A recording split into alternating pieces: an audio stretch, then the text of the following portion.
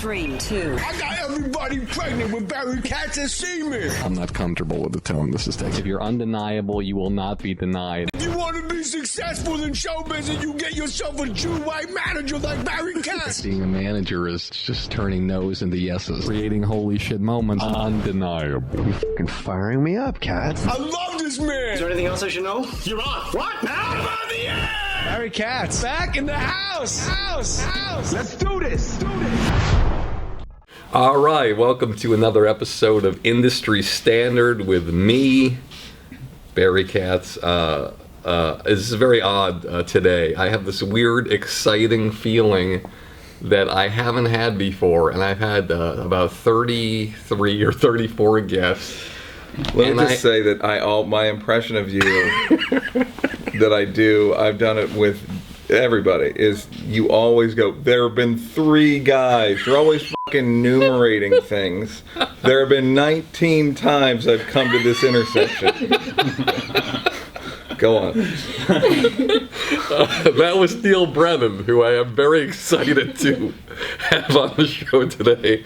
What I was going to say was, I have this anxiety in my stomach, and I am. If anybody listening or anybody knows me, I never have any anxiety. I never have anything. I never have any fear. Yeah. And not that I have fear today, but I'm anxiety-inducing for some people. I really am. Which I don't like, but I get it. Barry, you're not alone. But There's a lot of people out there. I don't know if it's you or if I have to exercise my demons in this podcast, but regardless, I am going to share this cold open, and we will talk about a lot of things, but I wanted to tell you that right away to let you know that it's a very weird feel. Last time I felt this way was when I flew when I was 16 years old, so I think we'll hopefully we'll get to this. It's a large couch. Right. Yeah. It's kind of a therapy couch. So, first, before I start, I want to thank you guys for all the emails and the letters and everything like that. It's incredible. Thank you so much. The point of the show is to sort of inspire people, right? That was the goal from the beginning. Right. That's it, and it's been crazy. You have inspired people? I know it's shocking. I haven't. No, I don't say like you, but I'm saying like you have. No, I find it. That's the thing about podcasts is people listen. And they listen to the whole thing for the most part, and they get a lot out of these things. Yeah, I think that a lot of people have gotten a lot out of it, and the letters prove it. And they're not even in this, a lot of people aren't even in this business. So, anyway, the story that I want to tell about Neal is something that's truly, you talk about inspirational and amazing. This is a situation, I started a comedy club in New York called the Boston Comedy Club, and I really don't think that it was a good idea. I was in a situation where I really didn't have any concept of how difficult it would be. I ran comedy clubs in Boston. I thought to myself, I'll go down to New York, I'll take over the space, I'll do what I always do. And I had the vision of bringing Boston comedians down there and also using New York comedians that really couldn't get stage time anywhere else in town because they were either too young or there were too many great comedians in line to do something. And so I started it, and one of the first things that happened is I was meeting a lot of young comedians as I was preparing to get it open. And they were coming by and they were very supportive. My first weekend there, I had Boston comedians, believe it or not, Louis C.K. was the first stand-up comedian to ever go on at the Boston Comedy Club. He helped me set up the room, he helped me put together with the sound system, he helped me do everything, get ready to go, and he was the first comic ever on stage with a lineup of Boston comedians. And eventually I built it into a 7-night-a-week thing. Where How long did that take, by the way, to build it into this? Believe it or not, it only took less than a year. Yeah, because when I started going there and eventually working there, which I'm assuming this inspiring story is about, it just felt like a cash cow. Yeah, well, perception is not always No, real. I agree.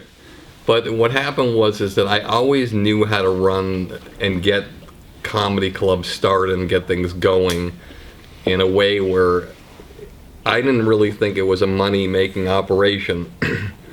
But again, I always wanted to help young comedians get stage time and who weren't getting stage time, who wanted to prove to the world that they could do it.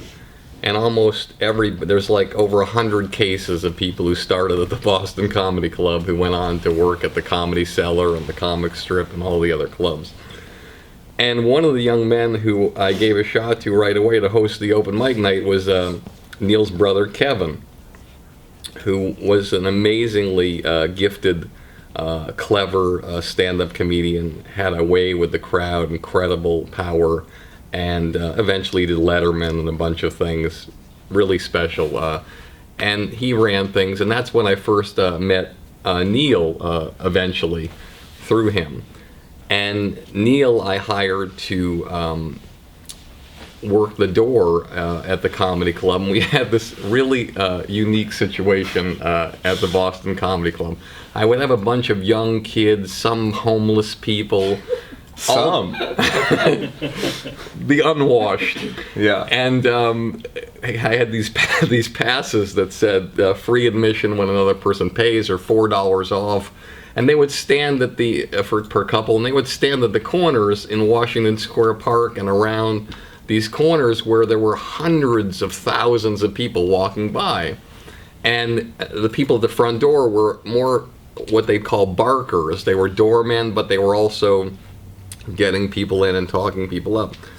And Neal was somebody... And you're literally just screaming live comedy upstairs. I mean, it's the weirdest. Looking back, it's like, what a fucking weird thing to do. Just going like live like just yelling. Yes, on the street. yelling. And Neal at the time was... Ragamuffin. Let me describe myself. Maybe 130 pounds.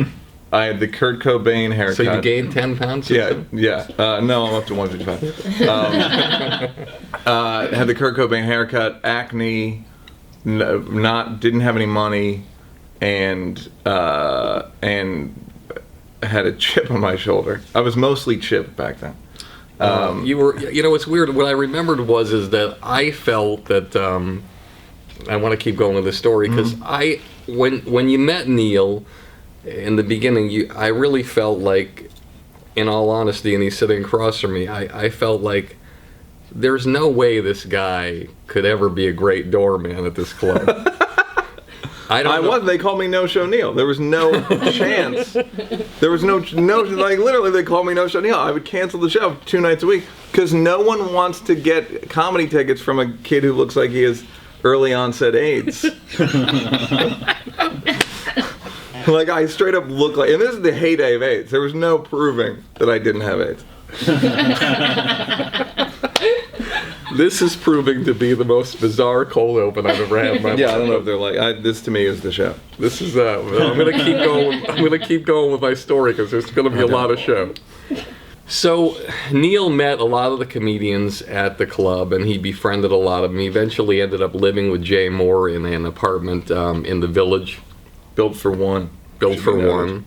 And Neal was a heavy smoker back then, and you go to the apartment, and literally there was those plastic cups with water on the bottom that had like, soup. 700... It was the soup, the New York soup takeout containers, and I would fill them with butts of cigarettes to the point where it was full, like probably 300 cigarette butts, and sometimes I would knock it over. And the cigarette water would spill out, and instead of just going like, this is disgusting, throw it away, I would just like put fresh water in there like it was a plant. Yes, it was really, really rough. And they had, at a time they had a dog or some kind of dog or something like that. I think Jay did. And you'd go out in the backyard and literally there was not a clean place to stand inside or out of the house.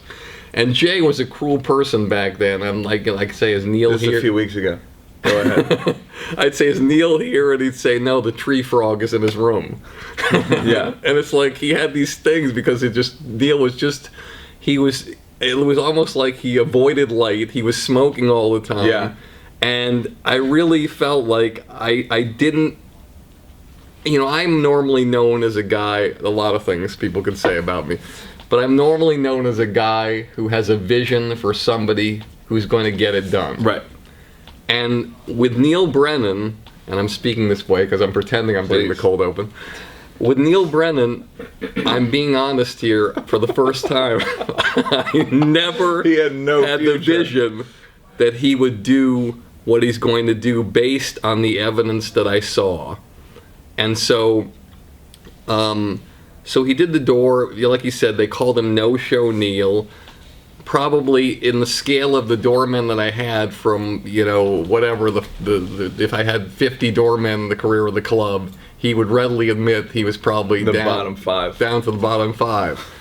With Tyrone and Jay Russo. Dion and Jay Russo. Yeah. And so he stopped working at the club, but he was very friendly with a lot of the comedians. And then I eventually found out through the grapevine that he started working as a writer. Now, again, back then, you didn't have the internet, you didn't have anything to write Twitter, you didn't have anything for people to say that you were great at something or do whatever. You would write a script, and the weirdest thing about being a writer back then as opposed to today is that when back then you're writing, you have to submit a script to somebody and you have to wait for them to read it. If you send a videotape to somebody, it's the weirdest thing, or any kind of link. They just open it. They open it, they naturally look at something. Writing sits a lot of time. But he got a gig on the show Singled Out, and I thought to myself, and I couldn't remember before the podcast happened what it was, but now I do, thanks to Neal. And I thought to myself, my God, this guy is capable of doing something, because when you go out for a writing gig, there's hundreds and hundreds of people looking for writers. And if you have no credits at all, to get a writing gig, or any gig, you have to be 10 times better than everybody else. Even if you have a connection with somebody there, they have to sell you in, and you have to go in, you have to take a meeting with people and show them that you're a guy that they feel safe with. And in my mind, at the time, being honest, I did not feel safe, thinking that this guy was a guy who was going to do the job. So then, about a year later or so, Dave Chappelle, who I represented at the time, and I was fortunate and honored enough to represent for 8 years, he came into my office and he said, "Listen, Barry, Neal and I have got this idea for a screenplay and a movie about 4 friends involving weed." And that was news to me as well, by the way. I can tell that story. Yeah, and you will. And who says? Go ahead. And I said that's exciting. But I honestly, and I'm being honest here, I said, did you say Neal? He said, yeah, Neal. Yeah, nobody wanted him to write it with him. Neal has been working with it, and I was like, and I actually, this is one of the things I have to share with. I said to him, look, you haven't done anything before in the film business. Normally what happens is you need to have somebody with you who has done something before. The chances of you getting something going with another person who hasn't done it before are slim and none, and slim left town. But if you believe in it, you're the president of your company and your career. I'm only the cabinet. He said, I believe in Neal. I think we can do something special, Barry. I'm the kind of guy who just, stands around smoking, walking back and forth, and he can do this. He's the kind of guy who gets my ideas. He'll put them down, and we'll do it well together. And I said, okay. And he got together with Neal, and a long period passed. And then I remember not that long. He asked, not that long, but a month. Was it a month? Yeah. Okay. Well, for me, a month, maybe it is a short time. And then we got on the phone with his agent at the time, who was Martin Lesack, who was at the United Talent Agency. And we told him about the idea and everything like that. And Martin was kind of a crazy guy himself. It was. And still is. And he was excited about it. And he set up from what I remember, he said, I'm going to set up one meeting first, and we'll see how it goes, and then we'll set up other meetings. And the first meeting he set up was at Universal with a guy named Hal Lieberman and Kevin Misher. And what I remember is that all I remember was feeling like I'm normally very confident of everything I go into, every meeting with people I go into. What I remember most about Dave, and he always utilized me to spend a lot of time and look at things and really analyze things. But this was one of the first cases where I would ask him, listen, can I see what you got? Can I see what you got? And he said, Barry, Neal and I have got this covered, and I want you to be as blown away for the first time seeing it. I don't want to share this with you. I want you to be there and see what happens. And that had never happened to me before, because I had worked on like literally 40 television sets with him, and I was always very involved with every client in putting things together and working things together. And it was the first time in my career where there was another guy who was on the creative side and who was doing, everything, and that was Neal, and making things happen. So get to the meeting, and this is what I remember most that blew me away, and it has never happened since in my career, ever, and I don't think it'll ever happen again. I get to the meeting, and we have that warm-up session where we're shooting the shit talking, and these are two young guys, Neal and Dave. 23. I'm 23 years old. They're talking to guys in suits. We look 19, maybe. Yeah, it was crazy. And Hal had a huge glass coffee table, I remember, by this couch area where we were sitting. And they said, okay, well, you ready to do the pitch? And we'd already done a warm-up of, let's say, 10 minutes. And Neal pulls out a stack of colored index cards. And I'm thinking to myself, and I see there's writing on the index cards in magic marker, like a writing of a bullet point of something, like intro. And I'm thinking to myself, oh my God, are they going to use notes and index cards in this thing? I've never seen that happen before. And what Neal had constructed with Dave, this brilliant concept where he had color-coded index cards, where Neal would set up the part of the film, he memorized what he wanted to say, and then when he finished doing that, or right about the same time simultaneously, he would put the card on the table on the far left. And then Dave would insert a joke around that kind of opening or whatever. And then Neal would flip another card while he was talking about what the structure was going to be about that segment of the script and put it down on the coffee table. And Dave would act out another piece of the script in a format that was hilarious. And they continued this throughout the whole pitch, which was over an hour long. And at the end of the hour of the pitch, the entire coffee table was filled with these colored index cards with the exact trajectory of the first act, the second act, and the third act. And what I want to tell you in the audience is this, is that I always say, you have to create a problem. Neal Brennan somehow, after working at the door and being no-show Neal, he goes in and he books a writing gig without any writing credits at all and works on it multiple episodes. What I didn't mention also, which he worked on a show called All That, which was a Saturday Night Live version For kids, for kids, which was amazing, which he was also writing on. And each time he went into those, he created a problem. But here was the big stage. Hal Lieberman and Kevin Misher are as big executives as you can get in the business. There was no nervousness, there was nothing. And he figured out a structure with Dave, with a guy that was hard to harness, where he could win. And just like Saturday Night Live, it was a live pitch. There's no mistakes. You can't make any mistakes. And they didn't make any mistakes. They were flawless, and they went through it, And the look on those two executives' faces was like, I mean, literally like there was a car accident. They couldn't believe what they'd seen from two 23-year-old guys. I'm sure they'd never seen a pitch with index cards before, because I had never seen one before.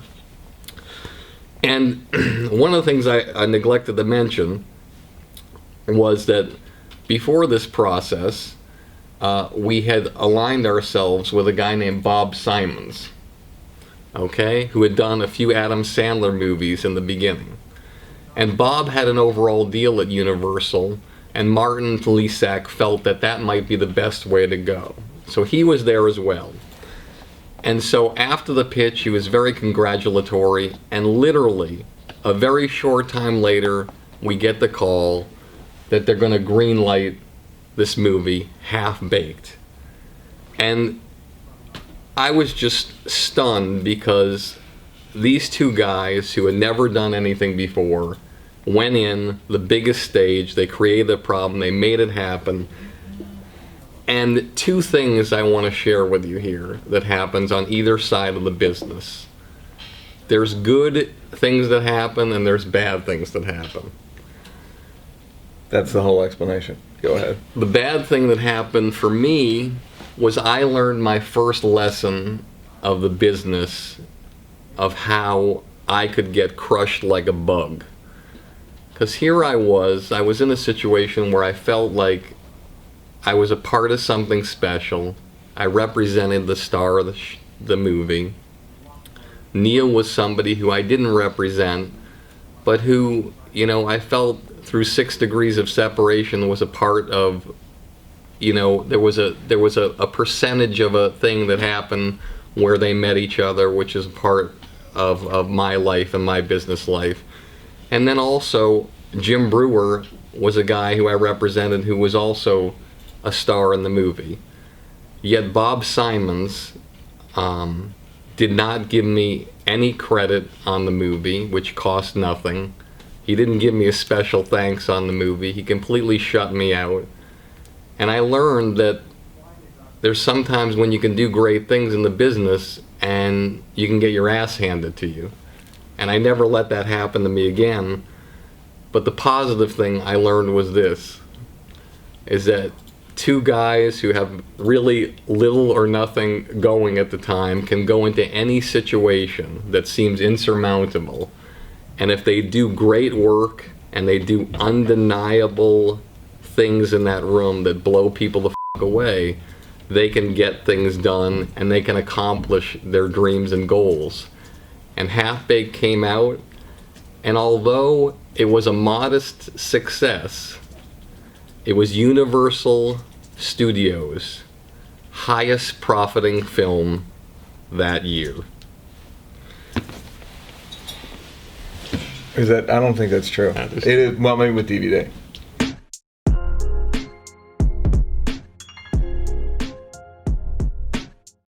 All right. Welcome back to Industry Standard. This is exciting. My guest today I'd like to introduce. This is incredible, the credits this guy has. You might know him best as the writer, director, and comedian. Yes, that's him. He co-created The Chappelle Show, for which he received 3 Emmy nominations with Dave Chappelle. He co-wrote the film Half Baked, which we talked about in the cold open, and also directed the film The Good, starring Jeremy Piven, Ed Helms, Dr. Ken Jeong, and Will Ferrell. He also collaborates regularly with Seth Meyers, writing and directing the ESPYs and the White House Correspondent Dinners. His online podcast he hosts, called The Champs, is regularly on the iTunes charts and has been downloaded over 1.3 million times. I'm sure it's more than that by now. As of this writing, Brennan has probably over 200,000 followers on Twitter. He's been named by Time Magazine and Rolling Stone as one of the funniest people on Twitter, and he recently directed an episode of The New Girl on Fox, and is scheduled to direct, and probably has directed, multiple episodes of Amy Schumer's new show on Comedy Central. He's developing a sitcom for himself that he's going to be starring in for Fox, hopefully if all goes well. Stand-up wise, he's a monster. He's touring all over the country. and he's done Late Night with Fallon, Conan, Just for Laughs, Lopez Tonight, but most importantly, just filmed and directed and executive produced his hour special, Women and Black Dudes, which just recently premiered in Comedy Central on January 21st of this year. Please welcome my guest today. Yes, There have been it's Neal 7 Brennan. people. Okay, so I heard the cold open. Here's the chronology that I think you had incorrect. Okay, so basically I wrote a spec movie for, and I knew someone who worked for Bob Simons. And the script wasn't good. Tell me the woman's name, because I remember Julia her. Dre. That's right, Julia Dre. Julia Dre read the script. I had a meeting with her. My buddy, the script wasn't very good, but my buddy was like, Neal's funny, you should meet with him. So I went in, met with Julia Dre, was very funny. Just wasn't funny in the room. She was like, you should meet with Bob. Met with Bob. Now I remember, I'm going to interrupt for a second. This is something that I always noticed about you that I was very hard to quantify for me. You were always really great with women. Oh, that's interesting. And like I remember, and I remember this because Julia Dre was the kind of, she was a woman, there was like this thing that when you came in the room, she lit up. Yeah. And she really, I felt she really felt something for you, not just as an artist. No, well, because I'll tell you the story. So I met with her, it was funny. And again, when you're an exec at a company, you want to impress your boss. Her boss being Bob. So And she was a lower level executive. He didn't have a lot of infrastructure. She was like his number one executive. And Bob so. Simons was a guy, he looked like a Kennedy. He did. He looked like Bob, he looked like a John Kennedy. So I met with Bob. Was very fun in the meeting with Bob, to the point where I wrote the script with a buddy of mine. We left the meeting. He goes, "Dude, you were really funny in that meeting." I was like, "Yeah, cool." And so then a week later, Dave went in and had a general meeting with Bob, and he was like, "Are you working on anything? You have any ideas?" And he's like, "Yeah, I got this one idea that I'm writing with a buddy of mine." And they're like, "Who?" And he's like, "Don't worry, you never heard of him." And they're like, "No, tell us who." And he's like, "This guy Neal Brennan." And they're like, "Oh, we love Neal. He was just here." So they go, "What's the idea?" And he goes, well, "It's a weed movie." We've never talked about this. Me and Dave. Literally, we'd never talked about it, ever. I had no idea. So he calls me up and goes, "Dude, if Universal calls, tell them we're writing a weed movie." So then Julia calls and it's like, "So you and Dave have the thing. When do you want to come in and pitch it?" And I'm like, I don't know, a month? Because I don't even know what it is. So we have a month we put a meeting on the books to pitch to Bob in a month. This was the first pitch to Bob. Now, what normally happens, just so you know, if you're doing a deal, same with television, if you're doing a deal with a studio in movies, which Bob Simons had his own sort of mini studio within a deal of Universal, where they paid him a monthly amount of money gave him offices, and you go to them first, you pitch, they give you notes how to tweak it sometimes they don't give you any notes at all, and then you go over to the big guys at the studio. Okay, so me and Dave, we have 30 days, right? And we're 23, so we take the full 29 days to start working on it. We have a pitch to Bob on a Monday morning. Now keep in mind, Dave, I hope he wouldn't mind me saying this, Dave was the kind of guy who literally was the sweetest, most innocent, wonderful kid you could ever imagine, but he would wake up at the crack of noon and probably smoke a bag of weed a day, and you wondered oftentimes, if you met him during the day, how he would create anything that night on stage, let alone on a meeting or a television set. But Dave was the kind of guy who, when he could be lethargic, but if the red light went on in the camera or the money was on the line, he was always clutch. Yeah, So, yes. But the question being for me, as you're telling the story, you now have a month, and you're working with a kid who is a genius, but has no structure in his life other than getting up in the morning, smoking some weed, and just getting something to eat. He's Yeah. not really a guy who's been known to. He never But sat having down. said He that, never he- sat down and wrote stand-up material on a piece of paper. Okay, tonight I'm going to be doing this and whatever. Everything was in the brain. So how did you? He had done enough of those sitcoms, though, to know. I mean, it wasn't. You're making him sound like he was living. I mean, he was living at the Mondrian and making several $100,000 a year off those holding deals, and writing a lot of stand-up and doing sitcoms and doing Robin Hood and doing Nutty Professor and doing all that stuff. But I'm going to take you to task here. All those things, people went into a room, they wrote the down, they delivered it to his door and said, "Here you go. This is the time you should arrive. Right. This is the lines you need to prepare." Sure. And go. Even though he improv'd a lot of stuff, that was the way it was. He never, ever in his life sat in a room on a schedule and wrote something together with somebody until you came into his life. So how did you know how to do that? I had read a book called The Writer's Journey. I recommend this book to everyone. It's basically Joseph Campbell is a writer. He basically figured out the structure of 1,000 years of storytelling. And it's the hero with 1,000 faces, et cetera, et cetera. He's a anthropologist, basically. A guy wrote a book, The Writer's Journey, which is based on it's the Cliff Notes for Joseph Campbell. It's a Cliff Notes for Hero with 1,000 Faces. I'd read that book. It was very, very helpful. I gave it to Dave in that intervening 30 days. He read it. And it's a really easy book to read. It's also just, it explains Star Wars and The Matrix and all these movies. You just go, oh! Okay, so then on the Sunday, he's at the Mondrian. I go probably around 12:31 to the room.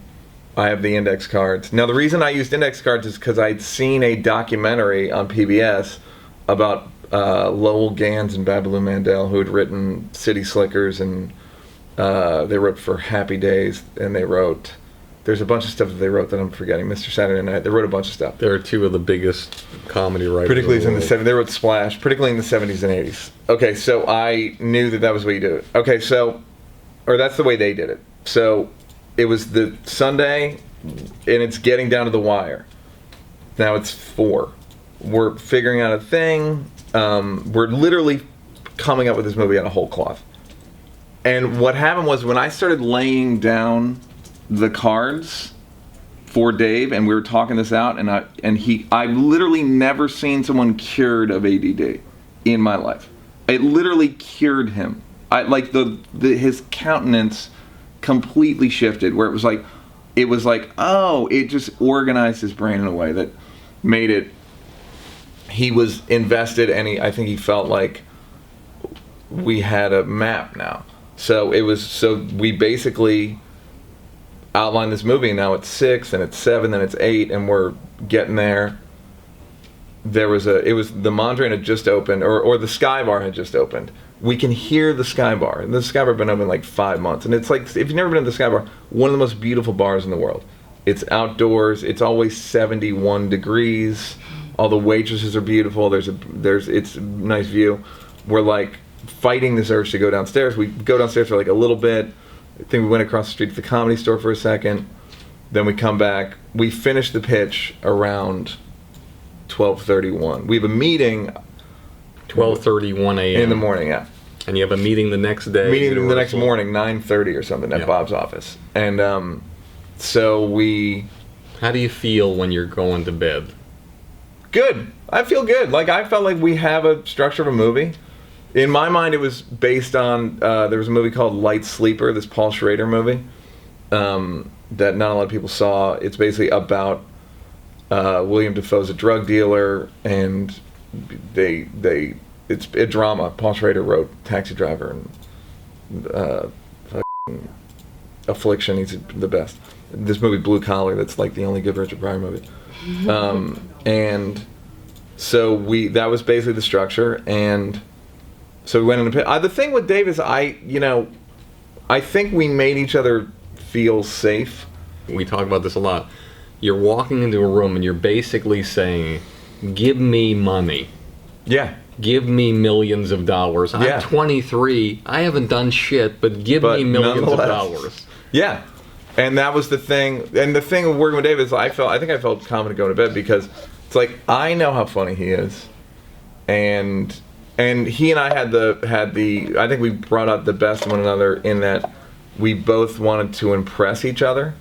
So the other thing I'll say about Dave is that he gets too much credit for joke writing, and I get too much credit for structure. We can both do both, which you've just proven to the world in your hour special. Yeah, exactly. And I got a tweet from someone that's the only thing I ever wanted anyone to say, which is, I can't believe you guys were on the same team. That's all I want. Like, I know, isn't that crazy? Because people go like, people would always assume, and we knew that when we wrote Half Baked, that he would get all the credit in the comedy world, and I would get all the credit in the movie world. Hey, Dustin Pedroia and Big Papi are on the same team. Yeah. And you win World Series that way. 3 of them in 10 so, years. I don't know who I am in that. I think I'm Dustin Pedroia, though. Yes, you are. So He was the MVP, remember? Oh, I don't follow baseball that hot. Okay, so we pitched the movie to Julia and Bob, and it's killing. We just know it's like bang, bang, bang, bang, bang. So then Bob has a deal with Universal, but Dave had a deal with Disney, which you're forgetting, I'm sure you remember. But I try to block it out of my memory. Dave did 7 pilots in 8 years for Disney. Yeah, and something like that. And I think that was the other thing is that he felt like he'd done all these pilots with people, all these like arranged marriages, but meanwhile it's like he and I had the best comedy chemistry of any of these people that he wrote with. That's why if you notice at the end of every Chappelle show or anything Dave ever did, you'll notice an animated title card with a Dave and Shane's that says Pilot Boy Productions, because he felt like encumbered and enslaved by all these pilot deals. So then we go in and pitch. So then we had to pitch to Disney and Universal. And we pitched to I think it was that week. We pitched to Bob on Monday, and then I think Wednesday and Thursday was Universal and then Disney, maybe on the same day. And they both wanted to buy it. It was the meeting you were talking about. The Universal one went better than the Disney one. They both went well, though. And so Universal wanted to buy it, and then it was up to... And even that meeting, it's just killing. We're just fucking killing. It's just simple. It was like simple. And it was that thing of like, you know, if me and Dave both agree on something, if we both think something's good, it's good. You know what I mean? Like, if we both agree, you know, it was the same with Chappelle Show. It's like, if we both thought an idea was good, it was a good idea. We both approach things differently, but if we came to the same conclusion. So then we wrote the movie in like, I think we had 6 weeks to write it, because what happened was Bob was such a good producer.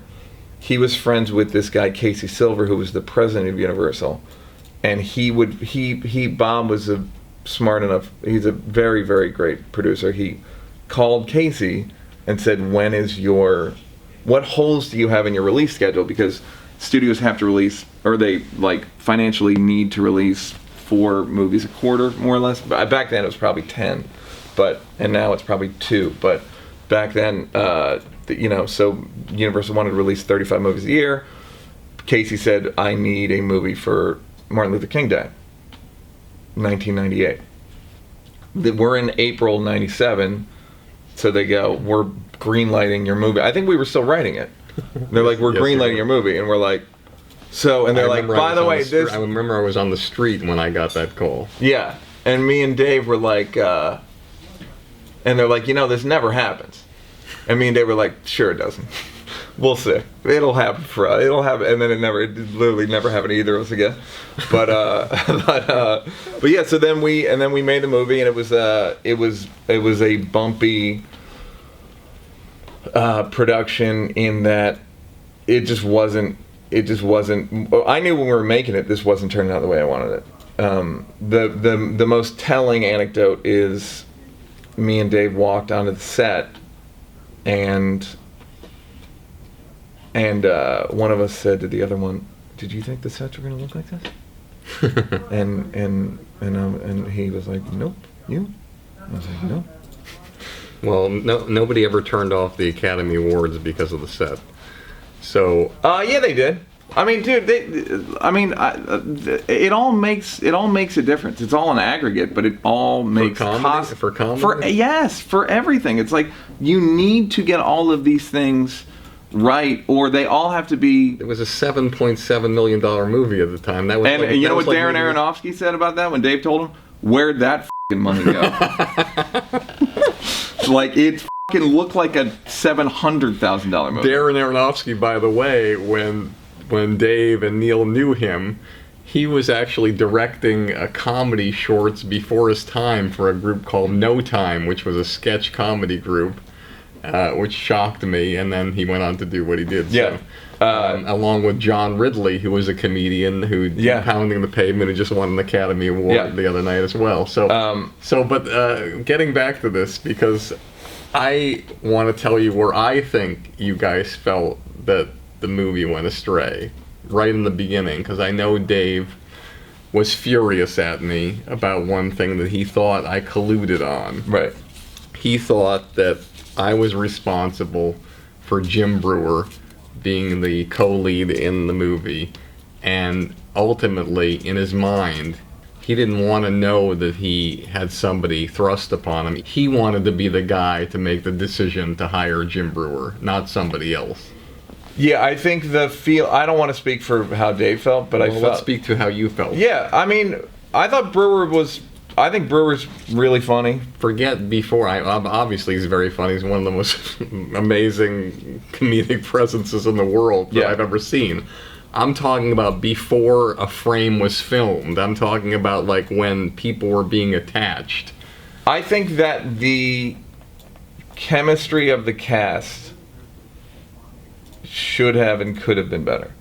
And I think that and I'm talking about the on-screen chemistry. It's like you need to have complementary styles, and there was a review of the movie that's like etched in my head, which is Brewer is too high and Chappelle is too low. They didn't sound good together. Harland, Guillermo, it's like they weren't a cohesive group, and that's the thing. Like Todd Phillips always says, like the 80% of your movie's casting. That's for real. And no one is better casting than Todd Phillips. So here's a question for you: if you had the 100% power of casting Half Baked in 1996 or 97. And you have the complete power of casting a new version, pretending it's just coming out now and you're developing the movie now, who would the three people be opposite Dave that you would cast then? And who would the three people you would cast now? Back then, I know Jack Black auditioned for his part. Yes, he did. Will Ferrell wanted to do it. Yes, he did. I mean, I'll just tell you the people. I don't know who would have been I would have put Q-Tip in the movie. I know that sounds crazy, but he would have been one of my choices. And Guillermo, I thought, was correctly cast. And again, I don't want to sit here and be like, "Hey, Harlan and Jim," it's like they were great in the movie, but I think like we're going back to what I like to do is I like to look at it not hindsight, but just like right before the movie starts and the casting is going on when you don't know. I remember that Dave was very angry at me, and now that I look back at it, he never. And you might know more than I do, but Dave rarely ever got mad at me. I mean, he never raised his voice to me, probably only a couple of times. And now looking back, I realized that it wasn't because he felt that Jim Brewer wasn't talented. It wasn't because he felt that he wouldn't do a good job. It wasn't because he wasn't his friend. It was because of control, because he perceived that he had lost control to Bob Simons, and Bob Simons had put and jammed Jim in because he thought that Jim would be the best representation for the film without really getting 100% or even consulting you or Same Dave. with Harlan. Yeah. Same with Harlan. I mean, Harlan didn't even talk to us. Bob made a deal with Harlan You can rewrite everything. They'd shoot scenes with Harlan and not tell me what the call time was. So it was stuff like that where you just realize, like, oh, there's two different... But you're still calling Bob Simons a great producer. He's a great producer. If you produce a film, Neal, yeah, are you going to do that to your writer? No, but Bob's a great producer for himself. Do you follow me? No. Like, he talks to Casey. What do you need? Who do you need in it? You want this person, this level? I'll get you that. And he works behind the scenes to make that happen for his ends. I always say, like, when me and Dave didn't have control, you got Half-Baked. When me and Dave did have control, you got Chappelle Show. Like, that's the difference. There's a maturity to the writing of Chappelle Show that there wasn't on Half-Baked, but mostly, literally not a stitch of fabric was on Chappelle Show without me or Dave approving it. Because it was like, it is about control, but it's also about, whenever friends... I feel like and I don't mean to seem like I'm attacking Bob Simons, because I happen to think he's a great producer too, and I loved every meeting I had with him. He was just such an engaging, wonderful guy. But I think it's important for our audience. If Bob Simons were producing the Chappelle Show with you guys, what would the show look like? It would have been what he wanted. And that's the thing about control, and that's what everybody out there who's listening. If you want to get what you want, just look at the examples before you, like the Chappelle Show or the Louis Show. Yeah, Louis did Lucky Louie. Yeah, he got the controls. He did it. He hired everybody he wanted. It failed. But the fact is that no one didn't respect him for giving the effort and putting the thing forward and doing it. And 5 years later, he got another shot. He didn't get another shot the next year or the next year. Well, he kind of did with the special. They gave him that shot, and the special, HBO gave him Chewed Up. That's true. And that sort of repropelled him. But that's stand-up. I don't think that's... But I agree with you. So here we are, about literally 40 minutes into the podcast, and I haven't done what I normally like to do. So this is the first time ever I'm actually in the middle going back. Okay. So, because I think our audience really loves to hear the story of how somebody gets to where they're going to be. Now, I want to know, like, the moment or the month or whatever was happening, how old you were before you even thought about the entertainment business, and what happened in your life and where were you that made you think, I want to kind of be in this business. I was always pretty funny as a kid, and then... How many children in your family? 10 kids. I'm the youngest of 10.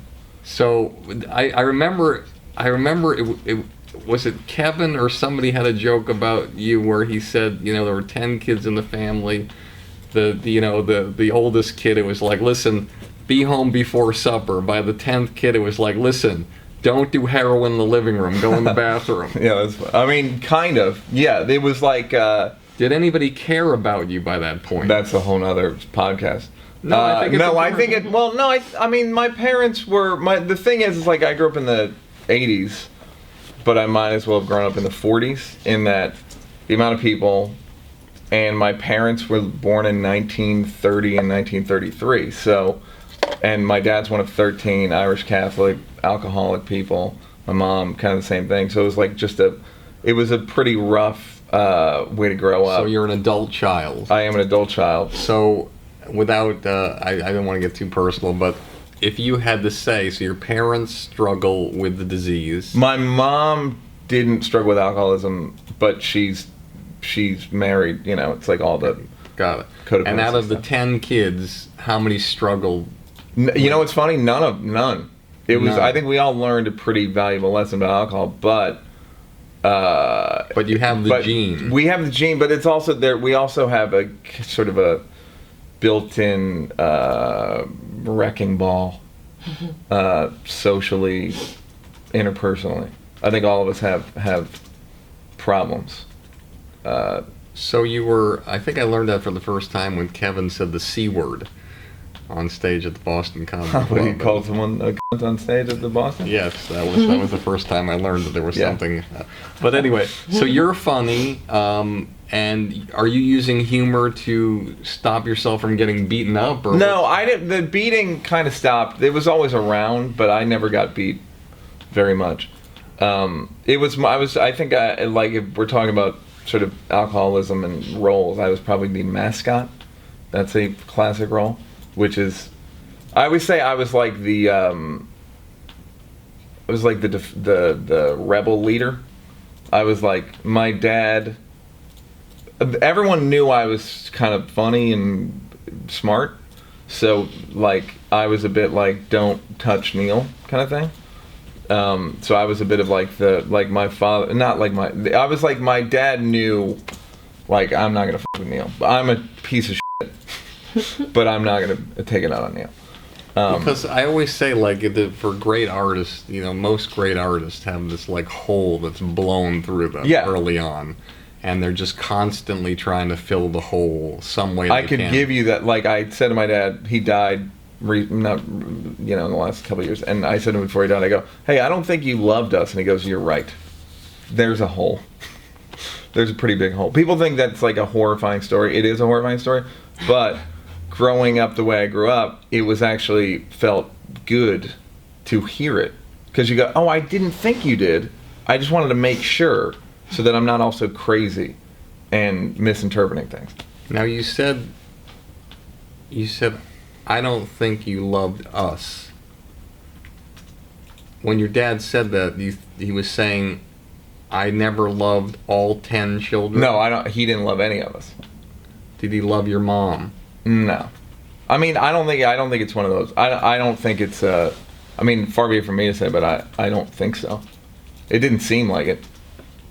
It's so weird, when I share with everybody, because when I hear that story, and I know you're not intending it to mean that way, it's heartbreaking because I have 2 boys, and I feel like I can't tell them I love them enough. I know. I can't tell them how proud I am enough. Yeah. I feel like crying right now because I just feel like, but the reason why I'm not going to cry is because you would never be you would never be as extraordinary an artist as you are right now. I agree.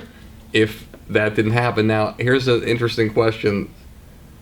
If you had a choice to trade your career for knowing that your father loved you, I really would. I would take love because I think if you're a whole person, I don't think I'm a whole person. If you're or whatever. That's a big term. It's a relative term, a whole person or not. But I think if you have love, if you feel complete, you don't need this shit. You don't chase it in a way that's, you don't chase it. So I think you can have a great life and make $47,000 a year. It has, I'll tell you what, all of the, now when you've seen the studies, it's 75 is the threshold. Over 75 grand doesn't make a difference to your mood. So I've seen that over and over. And the thing I would say is people hear that money doesn't make you happy, and every single American goes, I'll take my chances. Yeah. Let's just see about that. I think I'm going to be the exception. It's like me and Dave going like, no, we get movies greenlit, believe me. No, you don't. So when you're in again, I'm going in a different place here, but I hope you'll oblige me. So we already know how that affects you in business. It drives you to prove yourself to like, hey, I'm going to fucking show the world whatever. In your personal life, how do you react in your relationships knowing your only example in the world in relationships was not to say, I love you? How do you give love not only in your relationships with women, but with fellow guys that you actually do feel love for? How do you express yourself that way, or do you just can't, or you have no ability? No, I mean, I have guy friends that I say I love. There are guy friends that I love. And I do find that where I do get most of the love is through work. You know what I mean? Like, I do get it. Most of my good relationships are people I work with.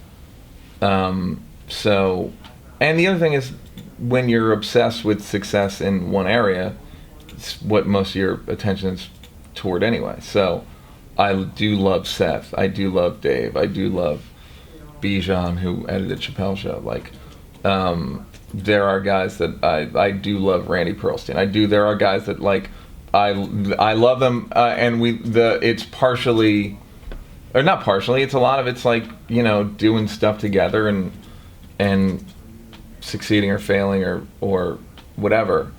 So that's where I find that stuff. But the rest of it, the personal stuff, I'm working on. You know. Oh, it's a long battle. I know, it's the worst. It's a damn near a second full-time job. Well, Larry Moss, who's the great acting guru who I had on the show, he always says that, you know, every artist is trying to fill the hole, and they're trying to fill the hole with their great work. And when they do something great, or they win an Academy Award, or they get nominated for an Emmy, which you've been nominated 3 times for the Chappelle show, it's that thing, you're filled, and then the next day it's like, oh, the hole's there again. Yeah. And what Larry says to any artist or anybody in the business or any business is that you can't count on your work to fill the hole. And there's people right now working all night long, pulling all-nighters. They're a lawyer or a doctor or whatever, or a comedian or a musician, and the great work they do fills the hole, but then the next day it's gone. He tells the people that you have to work on yourself. You have to figure out a way to work on yourself professionally, do whatever it is to get that hole filled with the resolution of the conflicts that you have, because it'll never be filled by your work. Yeah. And I think it almost what I find is that you do these things and then you think it's going to fill the hole, and then you get madder that it doesn't fill the hole. You're like, motherfucker, what did you want me to, like, I just, like, talking to the hole, like, I just did a thing that people love, and you're still not filled. But that's when you realize, it's like, okay, then I need to double down on therapy and 12-step groups and shit like that. Hey everybody, it's Barry Katz, and I wanted to talk to you about Blueprint for Success. This is a community that I put together during the pandemic to help all artists of every walk of life in the entertainment business, no matter where you are in that part of this journey. It's designed to help you. There are podcasts with people that will inspire you, like Kevin Hart, Judd Apatow, Bill Burr, that you can't find anywhere else but on this program that I've interviewed, to times where we get to talk to executives in the business that you would never have access to tell you what you need to hear and to answer your questions, to all sorts of different videos and master classes designed to help you get to the promised land. That's what the Blueprint for Success is. Doesn't matter whether you want to be a stand-up comedian, a sketch performer, a podcaster, an actor, an actress, director, writer, social media person, whatever you want to be. I've been doing this for 40 years.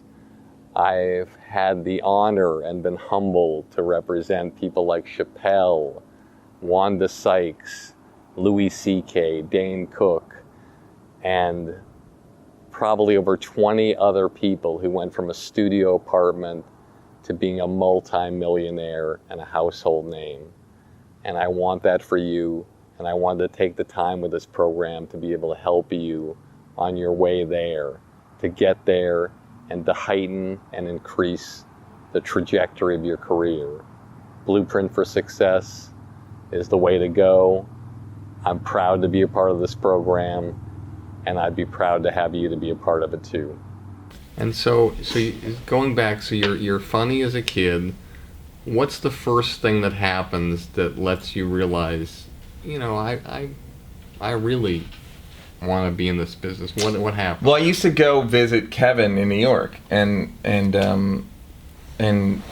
so I'd hang out in New York, and I was in high school, and I met, you know, Attell when I was in high school, and Romano when I was in high school, and these Dave guys Chappelle were and basically open micers / middles, you know, and I saw that, like, they had lives, and it seemed like they were having fun. Mike Royce.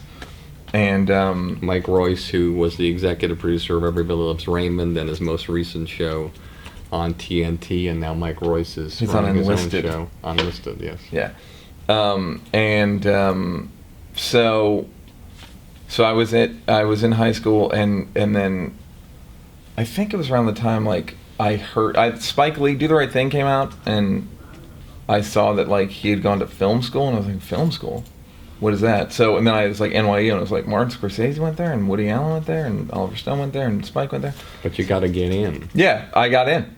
I made How'd a you movie. get in? I made a movie that was funny and got in because I wasn't a good student. Now back up here. You Yeah. made a movie. Now this is when you don't make a movie. Oh yeah, no, exactly. This is like when you make a movie, Yeah. you have like equipment that's like the size Yeah. of like Rhode Island, Yeah. and so how do you know how to make a movie, and how do you make it work, and how do you make a great movie that gets you into NYU when the competition is literally 1,000 to 1?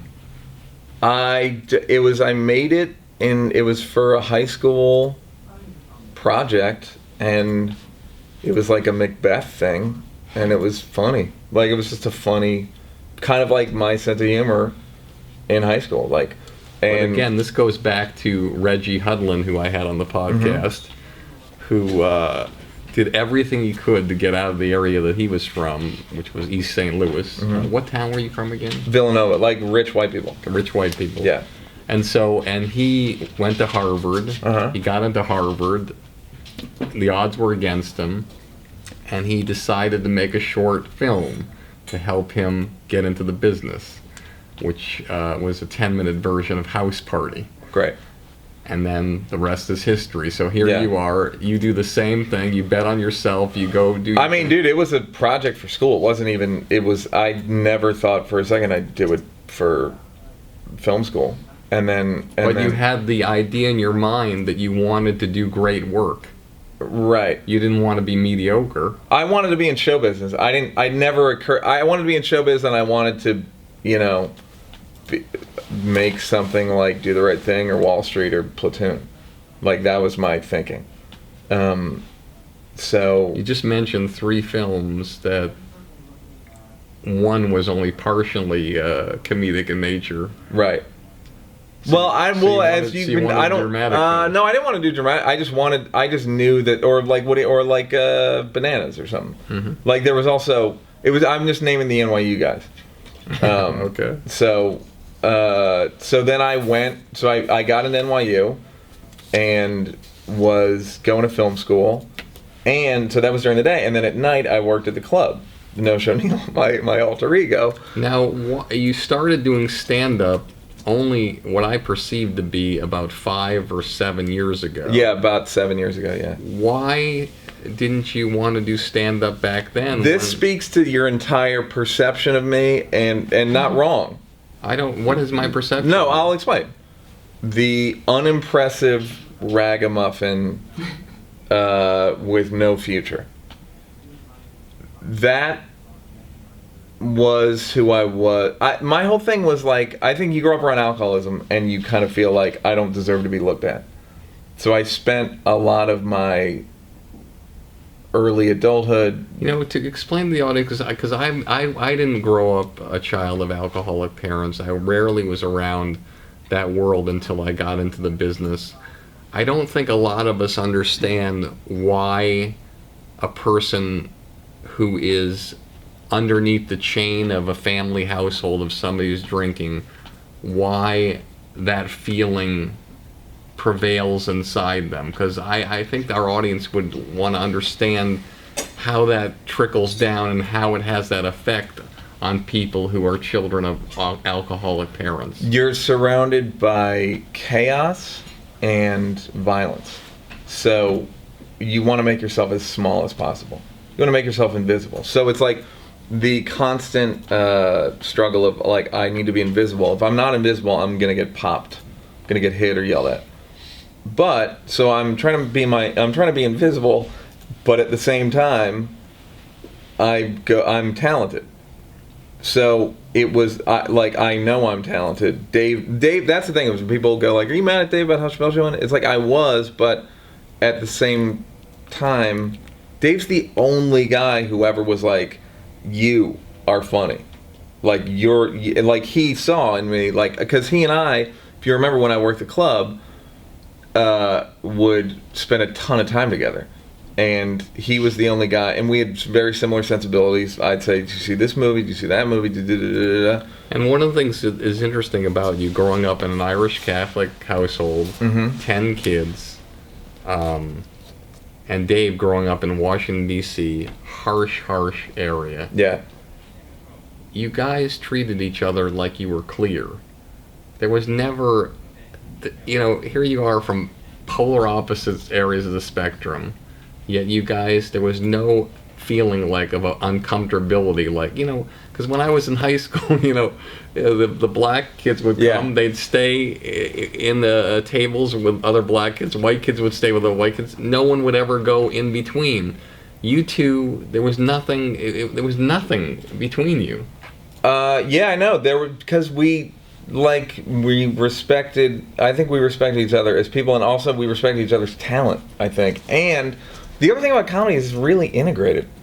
You know what I mean? Especially now, but back then, in New York City. Yeah, especially in New York City. But there's black people, there's white people, there's Italians, there's there's Jewish, there's Irish Catholic. So there's a real mix of people, and you all have one thing in common, which is you're all funny and you're all trying to fill that hole. So. But also, what you mentioned the Chappelle show, and you notice, we're into this, and I haven't really talked about it. It's everything's so well documented, and I don't want to rehash a lot of things. But I think one of the things that really brought up, ripped the scab off things when Dave did decide to leave the show, and the communication of how it was. Here was a guy who finally, in your life, probably one of the first guys in your life, or women, that you really loved, and you trusted, and you felt safe around, after going through all the bullshit of your family life where you didn't feel safe. So here you are, finally feeling safe in the working environment. It's a great working environment. It's a camaraderie. You're getting nominated for Emmys. It's coming back again. It's great. You're gaining respect. It's a job where you're getting the validation of people saying, hey, this guy is a showrunner. This guy can f***ing do it. The first time where you're actually, I know they hired somebody to do it, but you were running the show with Dave, which is exciting. And then, whatever the reasons were, and which are well documented, the communication split off, and you were left hanging, just like you were back in the day, and that blew another hole through you. Yeah. So you had one hole blown through you personally, right? And then with Dave, and I don't know Dave as well as you know Dave.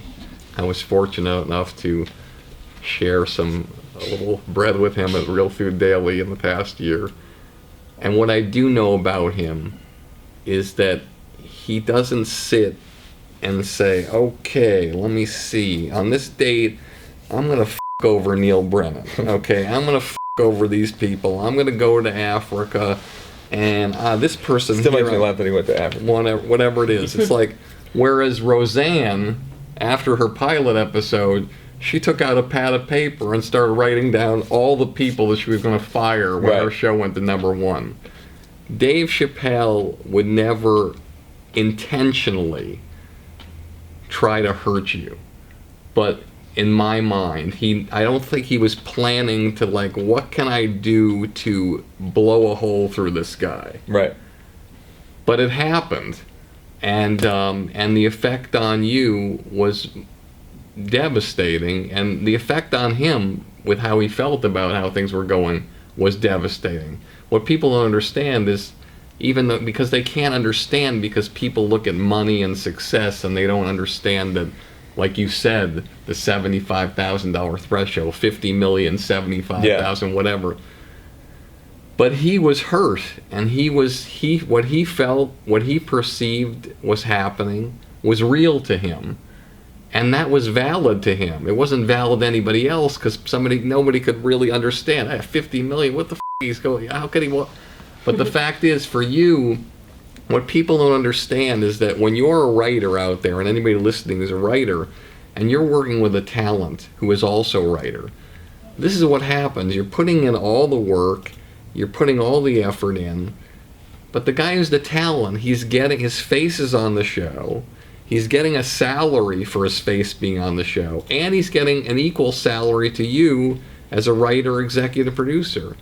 So every show that goes, he's making exceedingly much more money than you, but you're working the same amount of hours together. And I was actually working more, but that's irrelevant. Working more. But it's not like it's like I was working 24, he was working 22. It's not like. But so that's the thing. So after you put in so much effort like that, when something like that happens, so there you got the scab ripped off again. Right. How long does it take you to recover from that? And you may not have totally recovered from that, but I'm talking about to trust again, because you talk about, like, for instance, Seth Meyers, you know, you collaborate with him a lot, you work with him a lot. He's a guy I feel like you have love in your heart for. Is it like hard? Is it like in a personal relationship, with, like, if you're with a woman and you're in love and everything, and then you come home and one day she's gone and you're like, what the fuck happened? I'm not going to trust another woman again. Like in business, I will never trust another black comedian. But in business, is it hard for you to really, has that affected you negatively? What's hard to find is someone that you have chemistry with. That's the thing that's hard to find, is someone that, like, you know, it's like the thing with the people always say, like, the Chappelle Show was like an entire relationship in the making. We did sketches on the show that we'd argue about, points that we argued about for a decade, and then we did a sketch about it. You know what I mean? So it wasn't like, so it was like a lot of time, not invested, but just, I wasn't like I'm investing my time. It was just like, we're just friends. And then, so once that's the thing that's hard to replace. The trust thing, you know, it's like, the trust thing is, now it's, you know what it is now? Now it's more about having enough money to not, I find that the relationship you end up having with, if you're a writer, and the relationship you have with the star/talent, it's built unhealthily. The entire idea of it's unhealthy. It's like, you know, there was a point where I'd say to Dave, are you asking me this as your friend or as the executive producer of the TV show? Because it becomes this, like, blurred line of, you don't know what's what. Well, it is unhealthy because you're technically equals, but you're not equals. You're not because equals. The guy has. There's not. I mean, there is like you mentioned, Babalu and Manziel. They're equals because none of them are on camera. Yeah. But in this case, when you're a writer and you're like Matt Williams, he created Roseanne with Roseanne. He got fired after 13 episodes. He got paid for the rest of the series, but she took him out. And when he went to Home Improvement and created that, he had the conversation right away with Tim Allen. He's like, look, this is what it is. This is what we're going to do. And I asked him on the podcast, I said, well, why are you doing the George Lopez show? You know, you've had your ass handed to you so many times. George, if he were sitting on this couch, he would acknowledge he's a very complicated artist, a really, really powerful artist, but very complicated, has many ups and downs as a creative artist. Why are you doing this again? And he said, look, I want to work with great people. And I had the conversation with him, and if it doesn't work out, you know, look, I'll be out of there, and I don't have to do this.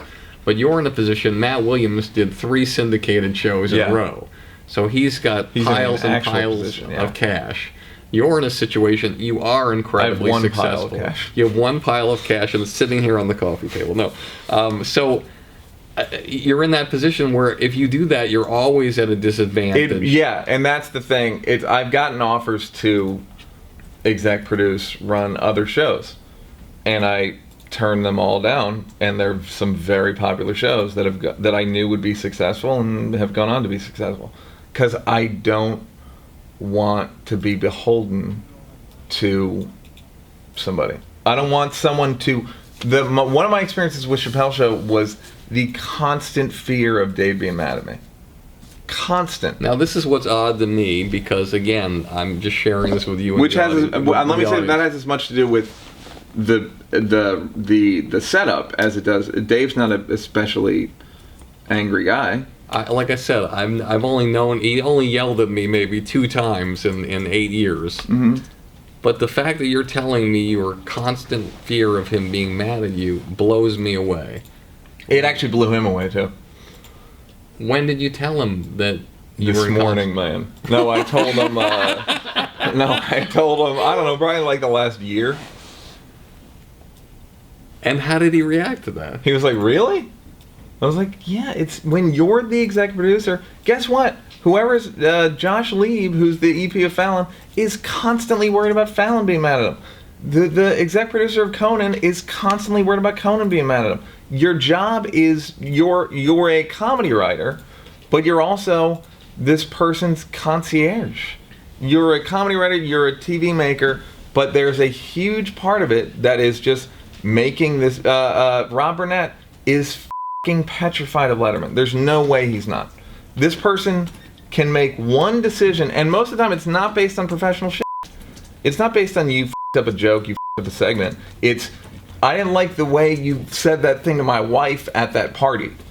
So it just makes it not, it makes, once you know that, it makes it, that makes the job, once you know what the job is, it's made me less apt to want to take that job. So that's what the last 6-7 years of stand-up has been about. So why did you take the gig working with Amy Schumer?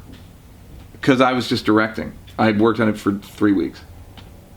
So you've never written anything on the show? Pitch jokes, and Schumer's impression of me pitching jokes is this. Hey, Amy, why don't you say, because of my hair? And then Amy go like, no, I'm not going to say that. And I go, okay. Okay. That's that's, now it's just like, I go, hey, try this? Okay, fine. I'm not going to get like into this, crazy battle. And not like I did with Dave. It was like, it's, and partially, part of the thing is trying to manipulate the person to do what you think is a good idea. It's just a lot of shit that I don't want, that's not that healthy for me personally. Tell me a sketch on the Chappelle show that you thought was going to be wasn't going to do well, but you just got in there and it was huge. And tell me a sketch that you thought was going to be huge that wasn't huge. Well, I can tell you an anecdote about this. It speaks to a lot of things. So we shoot in blocks. We shoot 2 weeks, 3 weeks. My block it was the first time I was nominally the director. I sort of would edit everything. Rusty Cundiff directed, Scott Vincent directed, Bobcat directed. And then I would edit everything. And even on set, I'd be going, get this shot, get that shot, I think we can move on, all that stuff.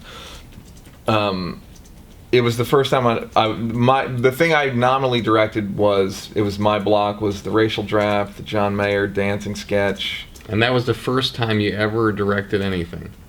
Besides your short film in high school? Yes.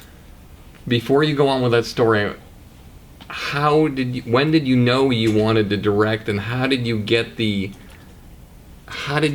them to agree to let you direct something when they're spending a lot of money and you've never directed before? I had gone to NYU for film, dropped out. I didn't mention that after a year. And then made Half Baked.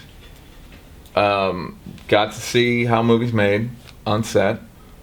And then wrote some scripts for studios after that. And the other thing I did is I watched this is the thing that would be good for people to do, and I tell people this a lot, read that book, The Writer's Journey, and also I watched every Academy Award nominated movie from 1930 on. Literally, best screenplay, best director. Every one of them. Like, to the point where I know a lot of movies. So, doing Chappelle Show, it was pretty obvious if you were on set, like, who was pulling the strings, so to speak. Like, it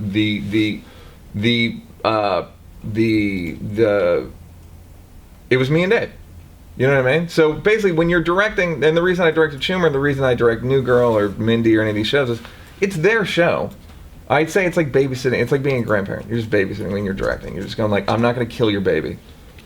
I will take care of it. It's a surprisingly nice paycheck too, by the way. It's yeah, very nice. It's an unbelievable paycheck, which I don't want to talk about because I think you'll be upset if I mention how much directors make. But for an episode?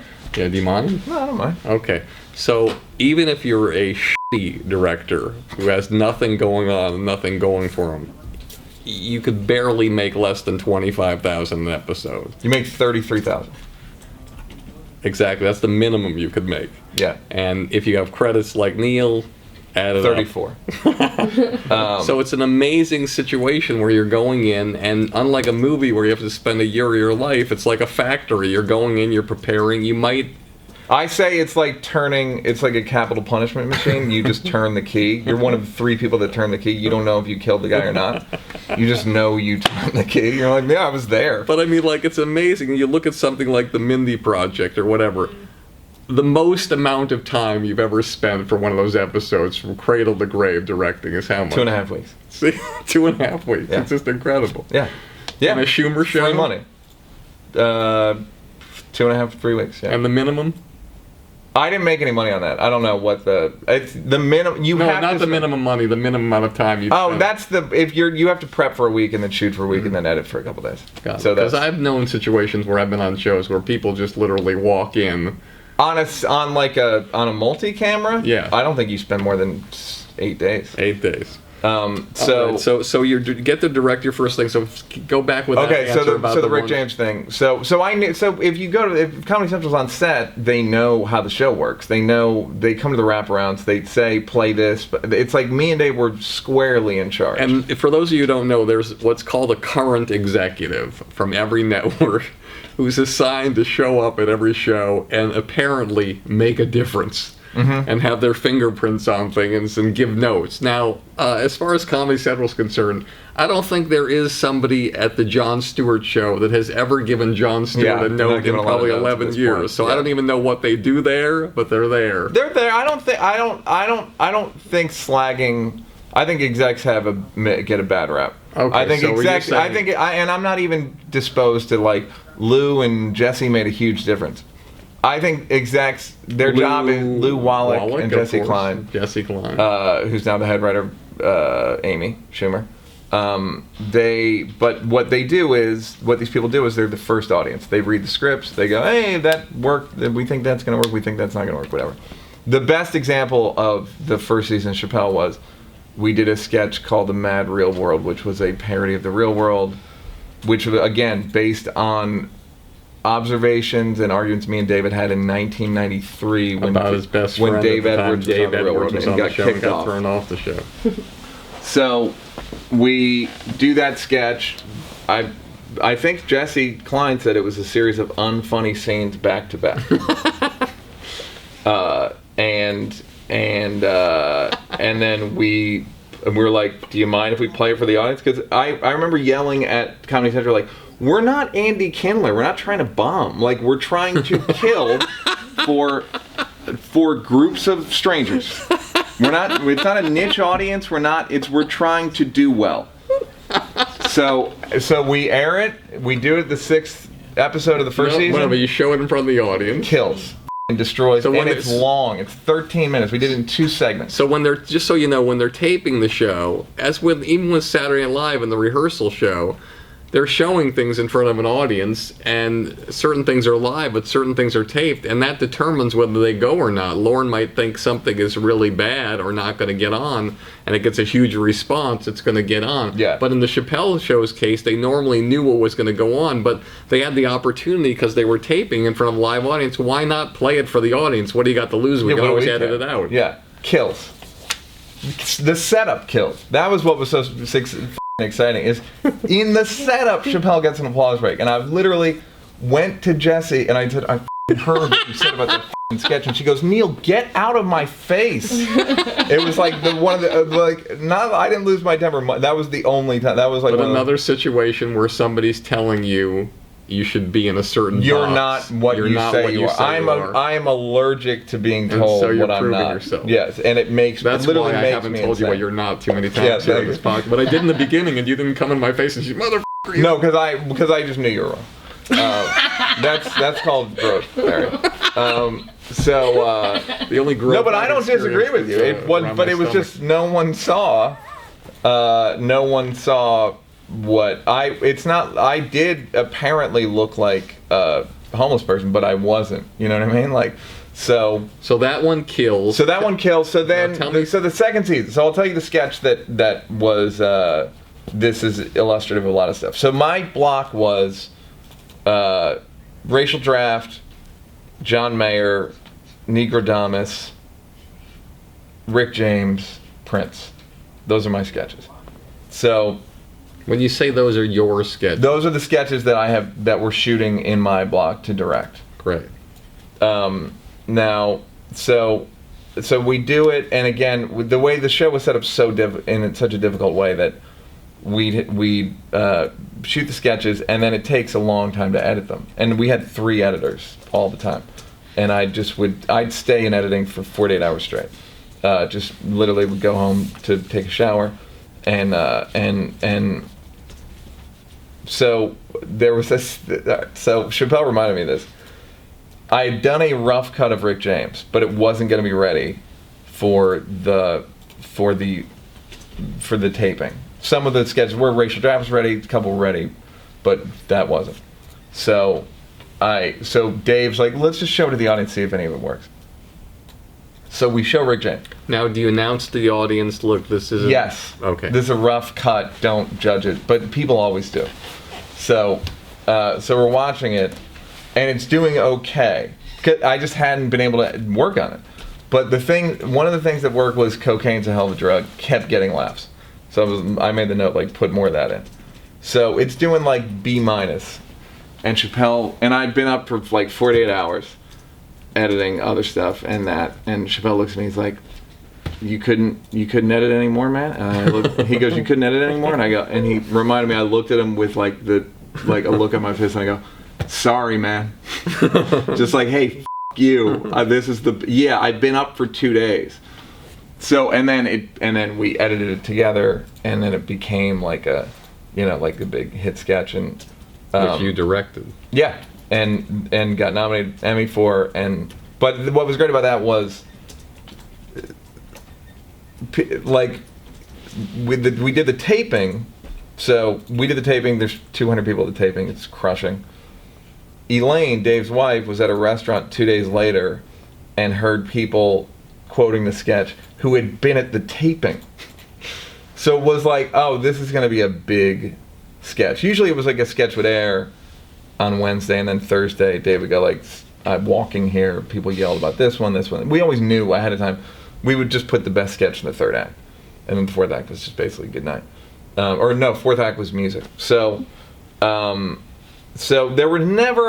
wasn't any, I can't say that there was too many things of like I thought it would do and it didn't, because by the time we got to taping the live part, we would also show sketches at Caroline's, and one of my favorite, speaks to the subjectivity of comedy.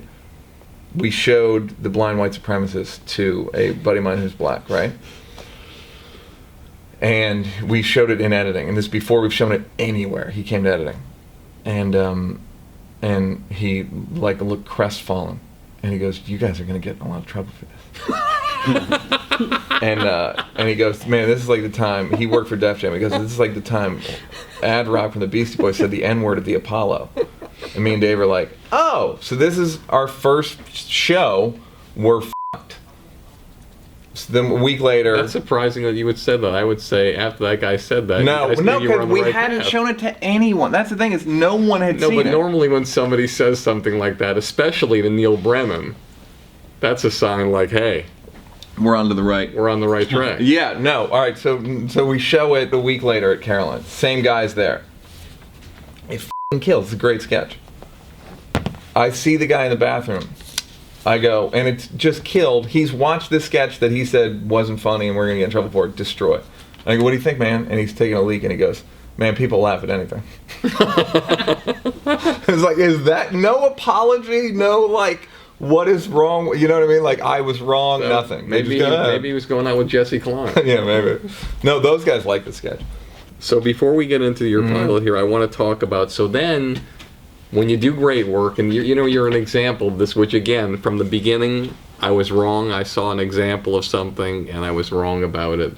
I didn't see a situation where You weren't wrong ostensibly. I felt like you were a hard worker and anything like that. I just didn't feel like you had it in you. And here you are telling stories about how you watched every Academy Award nominated and winning movie from 1930 on. Yeah, pretty much. That's a commitment of hundreds and hundreds of hours. You read books over and over again about how to do the right thing, how to properly write a screenplay, run a show, do whatever. You were in a situation where you just really, really gutted out. You edited for 48 hours straight. Yeah. You turned this formula that I thought you were when I knew you at the Boston. You're working all night until 1:30 in the morning, with the cards with Dave, when you could go to that beautiful bar with all those beautiful women. You've proven to everybody that when you work hard and you work harder than everybody else, you're going to win. Now, I want to talk about a situation where you won, but maybe you felt you didn't win. So you get the call to direct your first feature film. There's these things called open directing assignments that the agencies get from the studios. They're projects that have been greenlit, but there's no director attached. And directors have to go in, and they have to read the script that's there, and then they have to go in with the executives and pitch what their take is on the movie and how they feel. The producers as well. I'm sorry, the producers as well. And how they're going to make it even better than it is on paper. And so I imagine these people took at least 3 meetings with 3 different directors. Sometimes, believe it or not, there's as many as 7, 8 people they meet with. Neal goes in, I'm sure, like he has been in all these situations, 100% prepared, and gives them a take that blows them away. And he gets the gig. And here he is in a situation where he's directing a movie with an Emmy award-winning guy, Jeremy Piven, who's been in the movie that he was in, that one of my favorites of all time, Very Bad Things. He's doing the lead, so he's going forward with a movie where Jeremy Piven, I believe, was locked in the lead already when you got in, but not everybody else was totally locked in. So No. Adam and Will were the producers, though. Yeah. So take me through. Here's the greatest moment of your life to date when you're now in the big world. You're now, you've been on the big stage with the show, television show. You've proven yourself there. You're nominated for an Emmy. Now you're being given the chance to do a comedy on the big stage. And this is your chance, because in any capacity, if you're a director, this is the toughest part, and I will share this to our audience. If you're an on-camera artist and you got a sitcom going and the network tells you to name the show after yourself with your name in the title, run. Because what happens is, God forbid it doesn't go right, you will never get another shot, or rarely get another shot, unless you are an extraordinary artist who's going to work hard and fight through it to your way up again, like Louis C.K. And Neal Brennan is one of those people. As a director, when you get your shot to do a feature film and all eyes are upon you. That's why I said it's an all-in bet. It's an all-in bet, and if it doesn't make, look, $50 million. Employee of the Month, which Dane Cook did, was made for $10 million. With DVD sales and everything else, I believe it or not, it made 30-something at the theaters. Another 70 or 80 million in DVD. For Dane Cook, it's considered a failure. Good Luck Chuck, another movie, made 35 million, whatever it cost, like 17, made over like 80 million DVDs. Considered DVDs, they don't even count. They don't even count, but they pile up the money. They count the money, but they don't. It doesn't count for your prestige. So as a director, you have to go in, and it's an all-in bet, because if the movie doesn't work, the chances of you getting another directing gig in the future in movies are slim and none, and slim left town, unless you create, write your own movie and make it yourself. So take us through the greatest and worst of times in the story and how you handled that. It wasn't the greatest. I mean, the greatest was Chappelle Show. I love doing Chappelle Show. I'm talking about in feature film. Yeah. Because you get to work with Will Ferrell and Adam McKay. Yeah, that was the thing. So who believe in you, and these guys are at the highest level of the game. Great. And you get to work with Piven, who is, obviously is a similar to Lopez in a way, where he's a very brilliant artist, but he has these, he's definitely a guy who has his ups and downs in terms of how he, goes about things. Right. But it was a great thing getting that ringing endorsement from those people. And so sometimes I guess what I'm trying to get at, what's your part in the movie and what happened, and what's their part? So my part was they sent me the script, I read it and didn't like it. And then then Adam and Chris Henchy rewrote it. They sent it to me again, and I liked it. I had pitched a movie to Adam with Tracy Morgan 6 months earlier, and we were funny. It was one of those things again.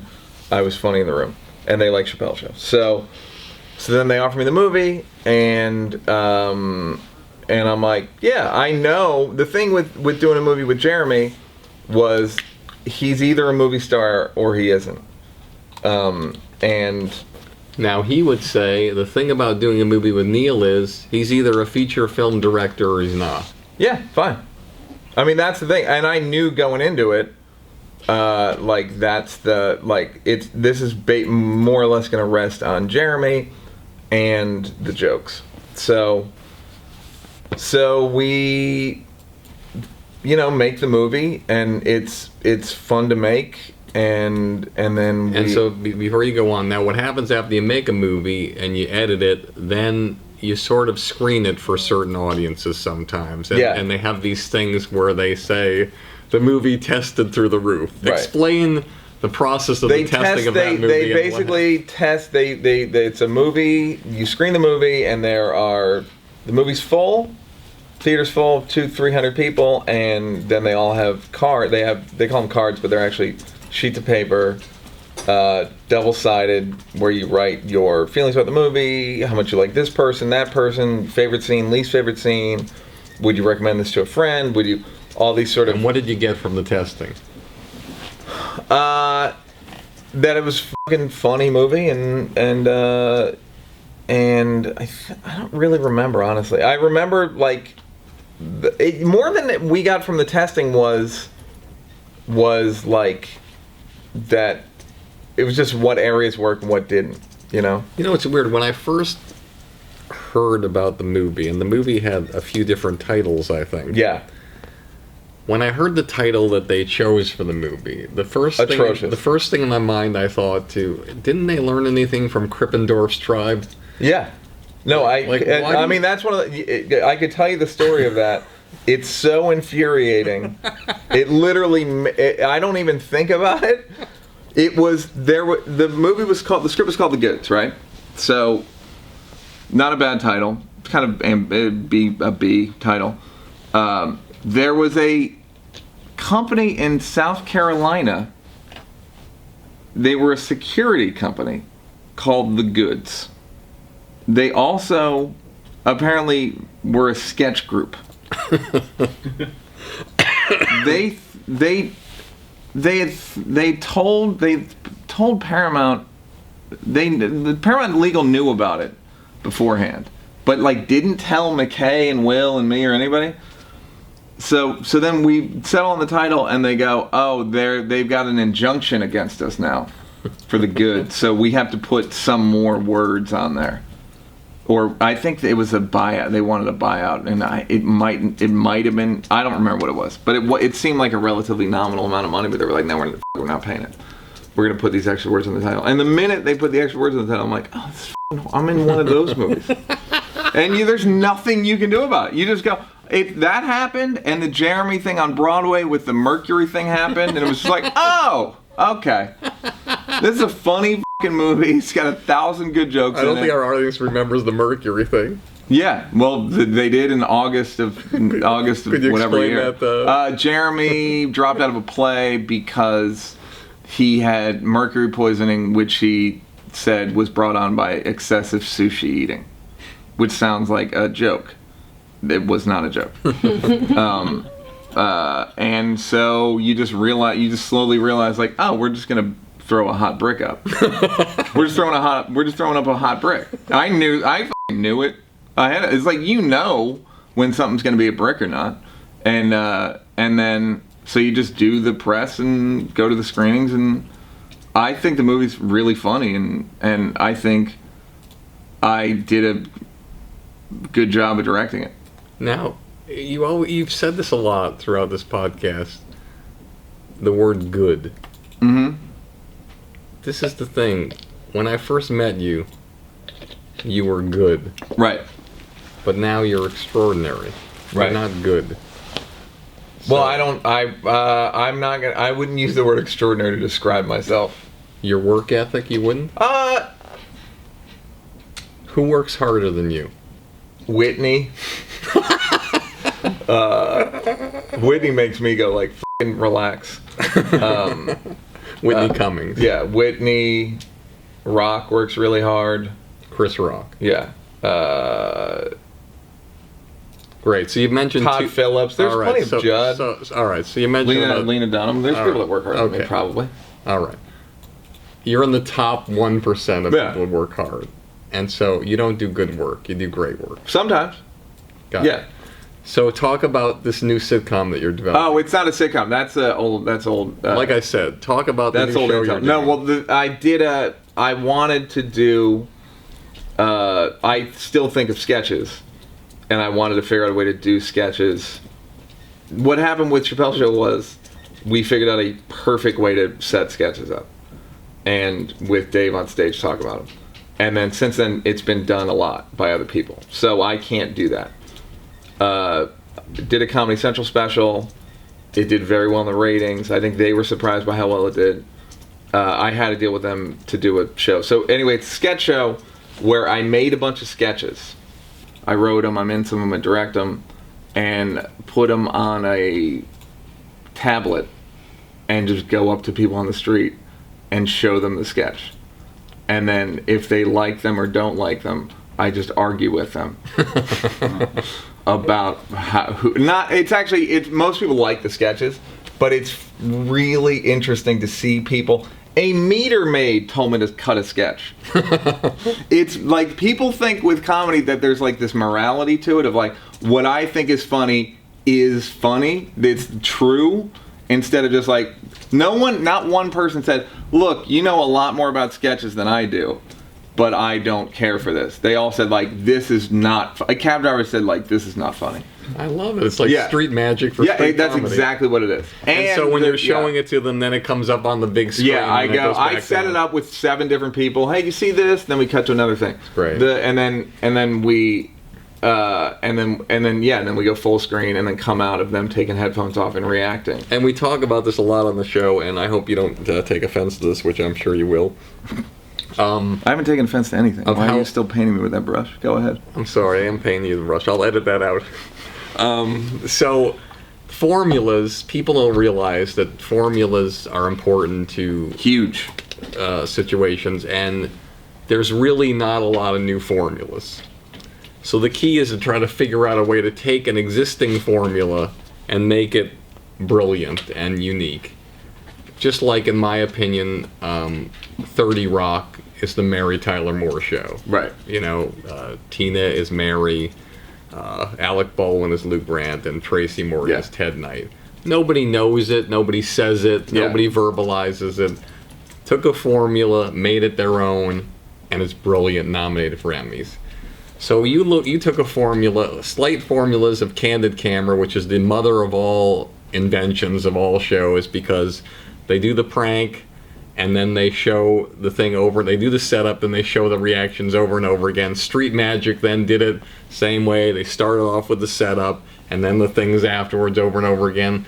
But you thought a brilliant idea to bring in technology, bring it to the streets, and then argue with the people, which is another component that's never been done before. Yeah, because me and that's Gibbons had come up with, brilliant. we were sitting around just going, hey, is this funny? It was just ideas we had.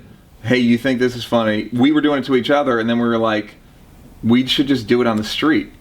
But watching it, I'm like, oh. People literally within 20, a lot of comics go, they hold their hands up like, yep.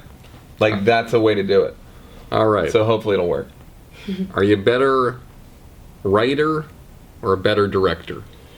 I see them as like the same thing, honestly. If that's it. Are you Performer's a whole nother thing. Are you a better stand-up or a better writer? I'm a better writer. The thing with stand-up is I've had to get better at performing. That's the thing that I've had to go out of my way to specifically. I asked Dane of what he did. I've asked people. I talked to Chris a lot, Rock, and taken classes. I literally took a voice. I said, Dane, how'd your voice? Dane's first album, his voice sounds like a 13-year-old boy. Impediment. Yeah. And then he turned it all around. Yeah, and he went to a speech therapist, and he decided took a class. So I started taking a class.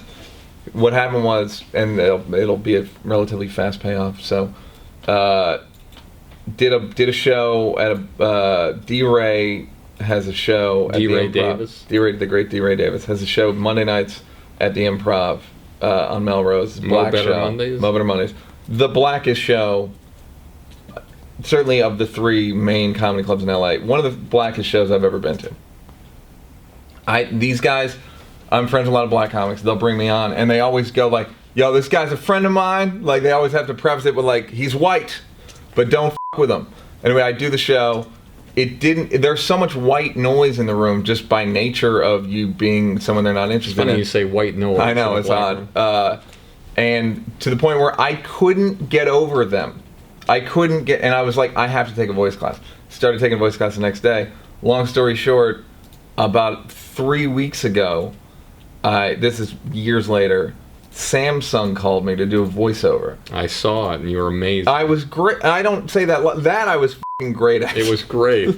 Yeah, and I'm good at it. And I have to like email the voice coach because a lot of it has to do with having taken that class. That's the testimony. Better stand-up or better actor?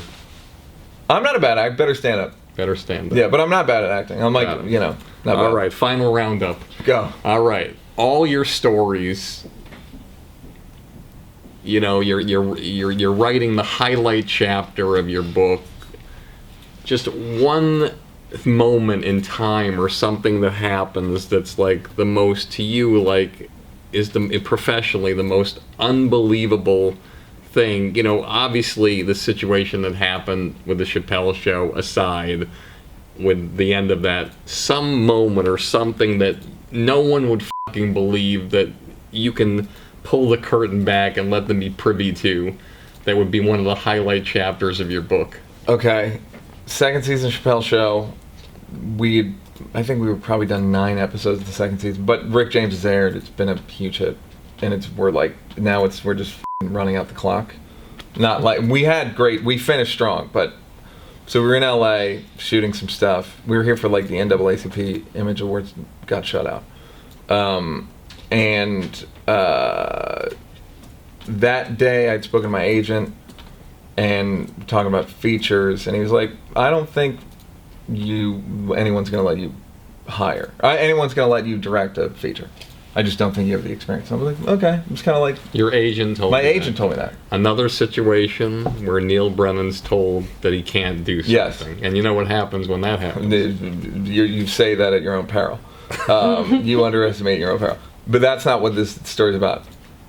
That night, me and Dave go to Eddie Murphy's house in Beverly Park, which is this. It's you know how you drive through Beverly Hills and go, man, this place needs a gated community.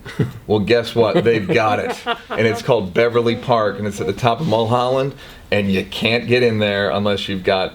It's like it's basically like a $70 million buy-in, I think. Like Rod Stewart, Eddie, Denzel, Martin Lawrence, all these people. It's a gated community with nothing but mansions. It's hilarious.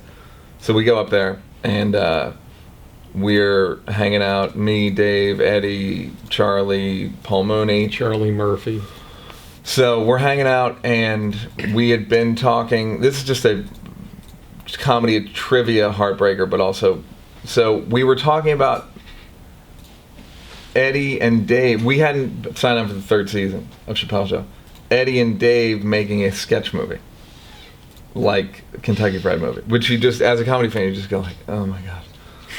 So we're sitting in Eddie's kitchen, and he points to me and Dave. He goes, "You guys can write it, Neal. You can direct it." And it was just like, literally, like the blood rushed out, and it was just like, "Motherfucker, I fucking told my." I didn't yell my. I got in Eddie's face. I was like, "I fucking told my." No, but it was one of those things where it's just like, "Oh, okay." Thank you, Eddie Murphy. Thank you, literally my hero. When people are like, "Well, how was it like to beat Obama?" It's like, I met Eddie Murphy, so it was like he's the president to me. Once Eddie, like, I knew when he wanted to watch Rick James immediately after we showed it to him, that was pretty fun too. It was like, play it again, like immediately. Your biggest disappointment in the business, other than the obvious? There's not a really close second, honestly. I guess it would just be like personal relationships like that I thought, that meant more to me than they did to the other person. That stuff tends to stick with me. People that I was like, felt like we're close friends, and then it just ended up we weren't to them, or we were and they were done. That's the shit that hurts. Yeah, you never get over that. Proudest moment in the business? Chappelle Show. But is there one specific moment that you're proud of the most?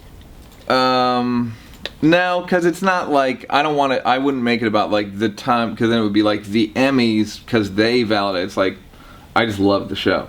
Like, I loved doing it. There were times where the things that I'm proud of that, like, I felt like I came through for myself.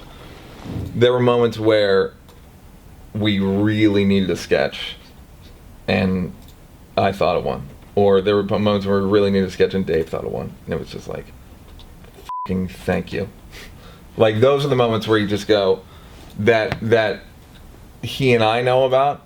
He may not even remember him the same way as me. He probably doesn't. But, like, there are moments where, like, I thought of a sketch in a moment where we had nothing. How close are you, if you look at the point when you left home and you're like, literally, you're a shell of a person, of where are you right now? How much is the hole filled? I'd say the hole is filled 35%, 40%. Great. And do you feel like there's a point in time where you're going to fill the whole thing, or it'll never be filled? Honestly, I don't know. That's another one of the things where it's up to me. I see it as like the work ethic thing, where it's like, hopefully I'll be able. It's one of those things where they say, it goes back to that lottery threshold, money threshold thing. They say, like, once you find your median, it's hard to get above it. I hope to get way above my median in terms of just like general mood. It's like, if you're a happy person and you get into a wheelchair, you're still going to be happy. That's the thing that they find interesting, is you're bummed for a while, but then you get back to happiness. So I hope to get above my median. And you mentioned early on, it's sort of, I didn't ask the question, but you sort of said it, and you would, if I had asked you, I'd like that kind of career. You mentioned some NYU grads that were very impressive. If I ask you the same question now, looking ahead, I'd like that kind of career. Who is it? It's funny, because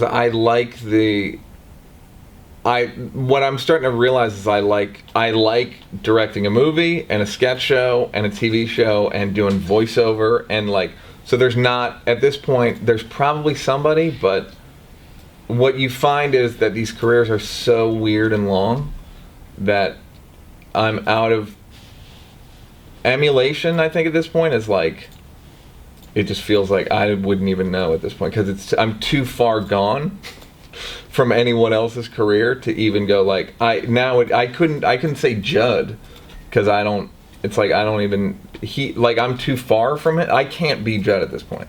Do you know what I mean? Like what he does. I'm surprised you said that. Well, 'cause I don't really produce. You know what I mean? Like I could, but I could be Judd. You didn't really do voiceovers either. No, that's true. I guess it's a matter of maybe I could. I think it's a matter of interest though. I literally am interested in doing a lot of personal self-help stuff. So, or 12-step stuff. So, like that takes up time. So honestly, I wouldn't even know. Judd has a great career. I guess like auteurs, so to speak, people that just make stuff. The thing is, I would like the opportunity to do what I have the idea for. And like, so the sketch show is like, oh, okay, I have an opportunity. I had an idea. I mean, we didn't have the idea until we pursued it, but have an outlet for this stuff. Or if I want to do an animated show, have somewhere to go or whatever. So, got it. All right, last question. You know, there's a lot of young people out there in the world in, bad situations. They're growing up, they're in threatening situations, or they're in professionally, they're living in a studio apartment, they're trying to figure out what they're going to do. With a soup bowl full of cigarettes. They're in a cubicle somewhere, they're eating ramen noodles, they have 5 macaroni and cheeses for $1 in their cupboard, or Hot Pockets. What advice do you have for the young writer, director, actor, comedian who wants to make their mark in the business but doesn't know how to make it?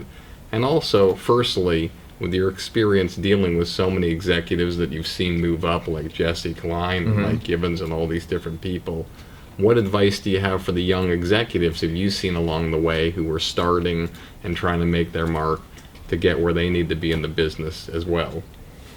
I would say for the artist, I would say like a lot of what you become may be an accident of like sort of a lot of like my ability to do black stuff comes from I grew up in the late 80s when hip hop was emerging. And so I was just and Spike Lee emerged, and Michael Jordan was the greatest, an icon, and Oprah and all these people. So I just happened to grow up in a time with that. And then pursuing the stuff, pursuing it in a natural way, and working hard, and being a part of a community. I think that's helpful too. Because what I find is the jobs, every job I've ever gotten has been from hanging out at comedy clubs. To this day. Like, I've been working with Chris Rock in the last year, and Chris didn't know I was funny first of all, you're not going to believe this, until Facebook. My Twitter goes to my Facebook. Me and Chris are friends on Facebook. Chris is the most famous person who's on Facebook 5 times a day. He will argue. He argues with me. I'll say, "Hey, I'm going to be in Columbus this weekend." Rock will write, "Don't brag," like just constantly f***ing heckling and sniping. So he didn't. I mean, he assumed I was funny, but in comedy you don't know. So, and then we started doing shows at the Cellar, and he was like, "Oh, you are funny." So, Schumer, I know her from the Cellar. Mindy, New Girl, that stuff. Gibbons, I know from Boston and the Cellar. Like, all of it comes from this basic core community. It's like I saw Romano 3 months ago. Hadn't seen him in 15 years. It's the same relationship, because it becomes like you're just hanging out for years with people, and you have so much in common. You're both like, you're all striving and all that stuff. So hang out with people, be a part of a community, make stuff as much as possible, work hard, be nice to people. That was the thing I didn't do well. I was not nice to people. I was surly.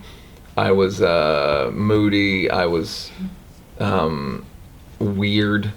That's the thing that no one ever talks about. Sometimes I'll tell people like, so-and-so worked at SNL for a while, and they're like, "What happened?" I go, "It's fucking weird." They're just weird. People don't want weird people around. People don't want weird energy around. And write your ideas down and try to think. Try to, I made fun of friends with Questlove, the drummer, and we were talking one time, about, this speaks to the whole thing, where I said, what are you getting at? And he was like, I just want people to remember me. And I go, or people to talk about me when I'm gone. And I said, so you assume that even in death you're going to be insecure?